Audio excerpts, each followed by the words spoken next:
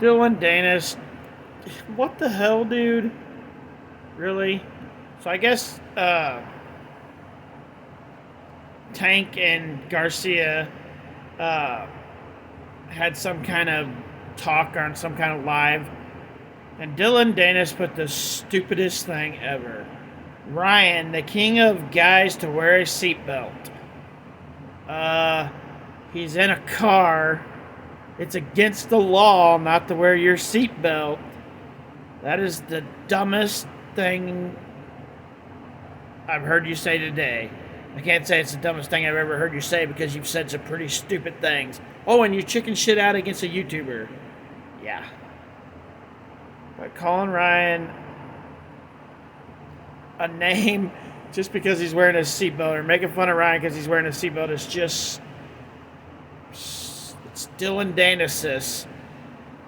Yes, that's what it is. What the fuck, dude?